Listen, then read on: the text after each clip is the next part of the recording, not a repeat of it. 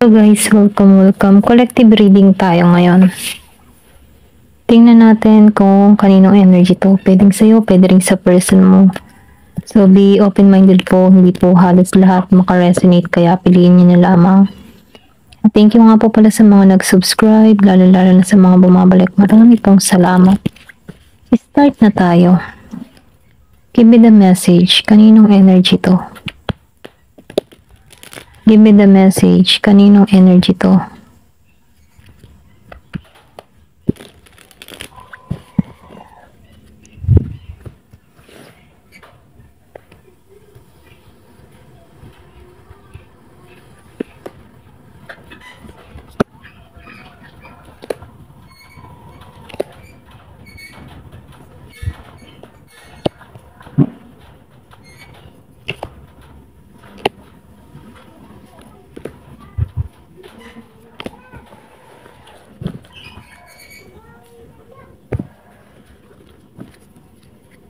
So, meron ka ditong Queen of Pentacles upright. Meron ditong Seven of Wands reverse. Meron dito na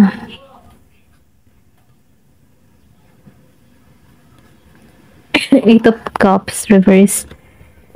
Nine of Pentacles reverse. Ten of Swords reverse. Ten of Cups. Kung madalas mo makita yung 10-10, meron itong pahiwatig sa'yo, okay? Meron ditong Three of Pentacles, Four of Cups reverse, and the Magician reverse. So, nakikita ko dito, yung iba sa inyo, meron ako nakikita dito na meron ditong umalis, okay? Or pwede rin sabihin ng back out na sa'yo. Dito, meron tong mga ginagawa sa ditong hiwaga dito sa The Magician reverse and Ten of Swords. Yung iba sa inyo hindi halos lahat. Pero mamaya, titingnan natin kung ano to. Kasi nafe-feel ko dito na kung ikaw man yung dito napakaramdam mo merong gumagawa sa iyo, hindi to nagtatagumpay dito. Okay, ito lang yung nakikita ko. Kumbaga, naibabalik mo rin kung ano yung ginagawa sa iyo dito. Ito lang yung nafe-feel ko. So, meron kang tao, okay, na naiinis or nagagalit sa'yo dito. So, itong tao na to, hindi to protektado. Ito lang yung nakikita ko. Then, nakikita ko rin dito na ikaw, nagiging kang maganda. Ang ayos ng buhay mo dito. Ito lang yung na-feel ko. Meron ditong Virgo, Capricorn, Taurus, Scorpio, Cancer, and Pisces. Gemini, Aquarius, and Libra, Aries, Leo, Sagittarius. So, meron dito nag-i-intention sa'yo ng hindi maganda. Dito sa The Magician reverse, pero hindi to nagana. Ito lang yung nakikita ko. So, nafe-feel ko nalulungkot tong tao na to. Yung gumagawa sa'yo dito, Ayan. Tingnan natin mamaya kung bakit. Ayan. Meron ako nakikita ditong Queen of Pentacles, then sinabayan ng Seven of Swords. So, ikaw, meron ako nakikita ditong Year of the Rabbit. Ayan. Malakas yung Year of the Rabbit. Nagiging kang maayos dito sa Queen of Pentacles. Kumbaga, kahit meron mga gumagawa sa'yo ng hindi maganda, maganda yung daloy ng kapirahan mo dito, okay? Nagiging kang masaya, nagiging kang maayos, stable ka, kontento ka kung ano meron ka. Okay, ito lang nakikita ko sa Queen of Pentacles. Kumbaga, nagiging kang masaya sa nagaganap sa buhay mo. Kahit merong mga problema kang kinakaharap dito sa Queen of Pentacles, Kasi meron ako nakikita dito. Nine of Pentacles reverse. Maybe before, nahihirapan ka, parang ang ganit-ganit ng pera. Or nahihirapan ka kung bakit ganun, nararanasan mo, ganyan. Pero nafe-feel ko dito na meron kasi dito nag-i-intention sa'yo dito sa The Magician reverse and sinabayan pa ng Ten of Swords reverse. So, hindi to nagana. Maybe, meron ditong tao na gusto kang pabagsakin tulad itong Nine of Pentacles reverse. Kumbaga, down talaga.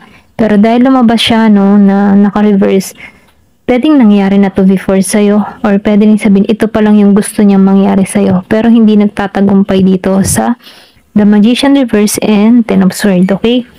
So itong tao nito, binakoutan ka nito, or pwedeng sabihin na nag-iisip to ng gagawin niya. Wala siyang protection dito sa Seven of Wands. So nalulungkot to. Pwede rin sabihin madalas kang ginagawa nito sa first quarter of the month ng first quarter and full moon dito. Ito lang nakikita ko. First quarter and full moon. Pero hindi nagaganap. Hindi nasasakatuparan yung mga plano ng tao na to. And then nakikita ko rin dito kung ikaw man ay matagal ng single meron ditong naghihintay sa'yo dito sa Ten of Cups na talagang family, okay? Or pwede rin sabihin na hinahangad mo na magkaroon ng sariling pamilya dito at magkakaroon ka dito, okay? Meron ditong patungo sa'yo, makikipagkasundo sa'yo. Kung before, maybe hindi ka nakatuon sa love, pero nafe-feel ko dito na meron ditong lalapit sa'yo dito sa Three of Pentacles and Ten of Cups. Itong tao nito ay susuyuin ka, makikipagkilala sa'yo, or pwedeng sabihin, ipakilala itong tao nito sa'yo, okay? Pwedeng sa kaibigan mo, may magpakilala sa'yo, friends of friends, workmates, family members, okay? Na nafe-feel ko dito na makikipag-collaborate or kikilalanin ka ng tao nito dito, okay? So, nafe-feel ko dito na bibigyan mo rin to ng oras o panahon, okay? Pwede rin sabihin, susubukan mo rin tong tao na to. Ito lang nakikita ko. Pero ganun pa man, nakikita ko dito na yung paglago mo, okay? Nagiging kang malago. Nagiging kang masaya. Kung ito yung mga naganap sa'yo before, si Nine of Pentacles na sobrang hirap ng buhay. Marami kang tanong bakit nangyayari to. Kasi meron ditong something na gumagawa. Pero nafe-feel ko dito na tuklasan mo to. Pwede rin sabihin may ginagawa ka ng mga protection. Kaya nare-reverse na kung ano yung ginagawa sa'yo dito. Okay? Lumabas ang Ten of Pentacles. So, meron ditong abundance, okay, na patungo sa'yo. Ito lang nafe-feel ko. Magiging kang masagana, magiging maayos ang takbo ng buhay mo. Merong fortune or magandang kapalaran naghihintay sa'yo. And then, nakikitaan ko rin dito, makikita mo dito yung partner na gusto mo talaga. Meron ako nakikita ditong 10, 10, 10, tatlong 10. So, confirmation, meron ditong kasaganahang naghihintay sa'yo dito. Meron ditong Virgo, Capricorn, Taurus. Then, Nine of Pentacles. So, nakikita ko rin dito, meron dito yung mga pinaghirapan mo. Kung ano man yung mga tinatrabaho mo. Okay, magkakaroon to ng magandang bunga. So, yung iba naman sa inyo, nafe-feel ko dito na magkakaroon ka dito ng maayos at masaganang buhay dito. Meron ditong Year of the Rooster. Magiging kang masaya sa nangyayari or nagaganap sa buhay mo dito. Kasi dito sa Nine of Pentacles, naka-upright na siya. Pero before, naka-reverse siya. Kasi meron ng gumagawa sa'yo dito ng hindi maganda. Kaya yung blessing, naharang dito. Pero dahil meron kang ginagawang hakbang, nakokontra mo na to. Okay? Kaya yung blessing na para sa'yo, dire-diretso na. Ito lang nafe-feel ko. Dito ka papunta sa Queen of Pentacles upright. And then, magiging ka ng masaya dito. Okay? Yung iba sa inyo, nakikita ko dito, may paglipat ng lugar, may paglipat ng bahay, or pwede rin sabihin may pinapagawa kang bahay. Meron ditong tagumpay na naghihintay sa'yo. Ito lang yung nakikita ko, new beginning para sa'yo. So, Ten of Swords, upright. Lumabas ang Ten of Swords, upright. Yung iba sa inyo, meron kong natuklasan dito, okay? Nalaman mo kung sino yung mga nang betray sa'yo, or pwede rin sabihin ay nakilala mo kung sino tong mga to. Kaya ikinalungkot mo to kasi nafe-feel ko malapit din sa puso mo, or pwede rin sabihin kilalang kilala mo to, okay? Na-disappoint ka sa tao na to. Pwede rin sabihin siya yung gumagawa sa'yo ng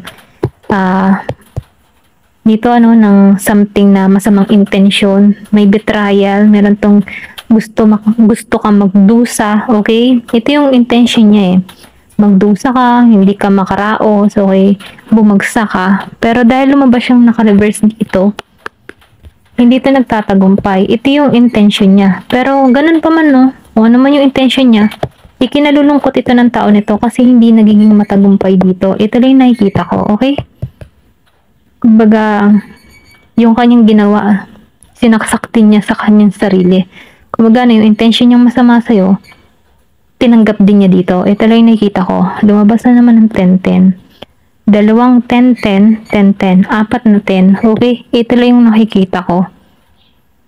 Ayan. So, confirmation hindi to naging matagumpay.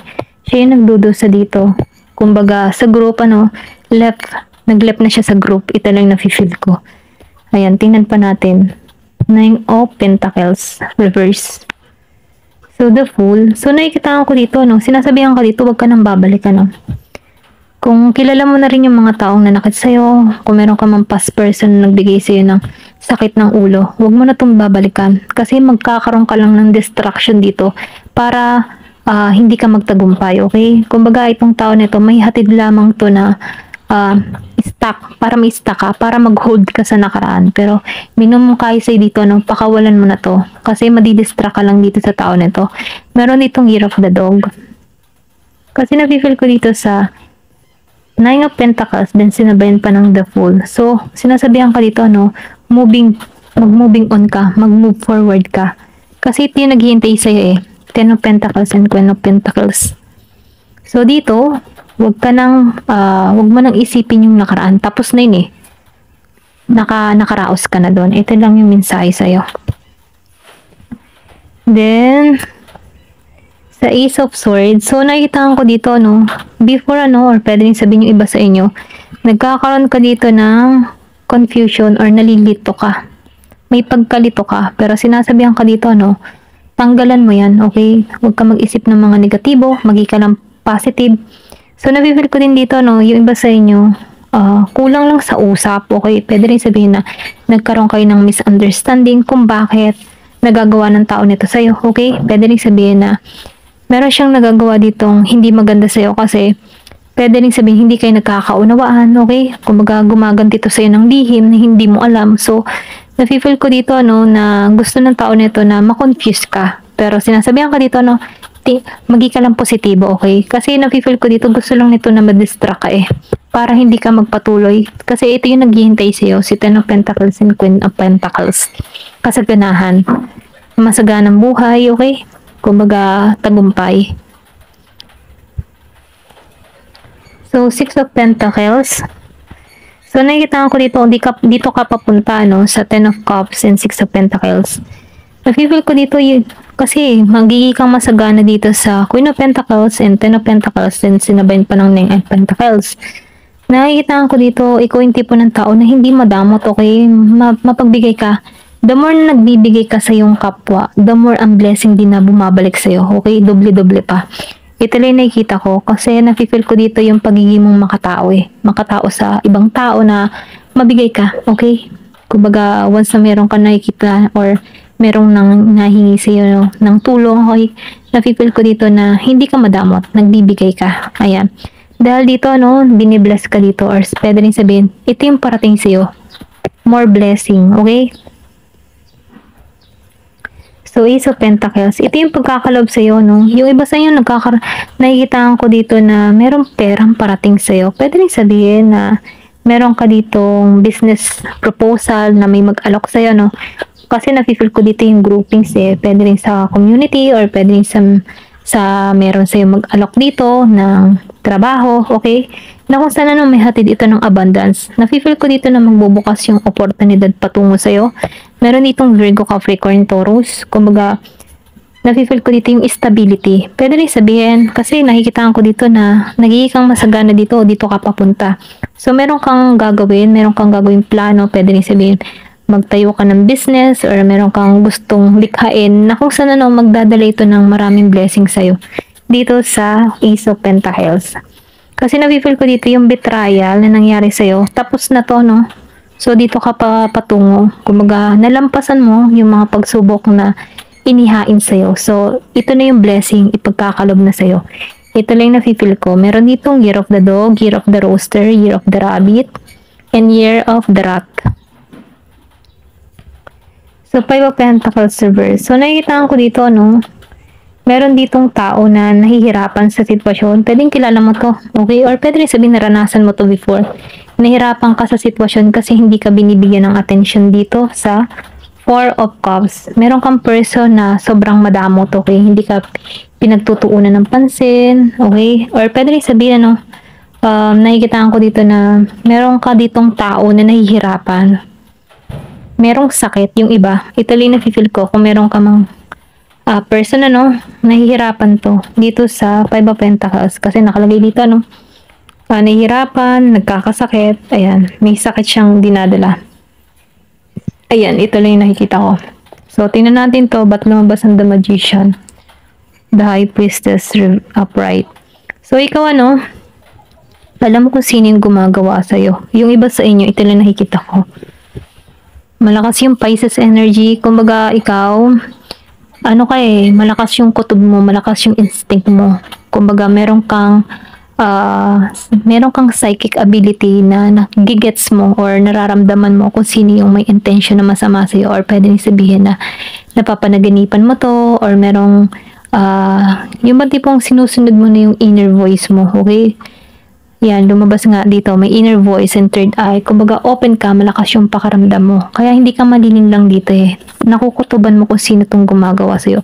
So, ngayon, nahahadlangan mo to. Pwedeng may mga ginagawa ka na mga protection para rito. And then, nafe-feel ko yung iba naman sa inyo, meron ka din kaalaman about tarot or marunong ka din bumasa, okay?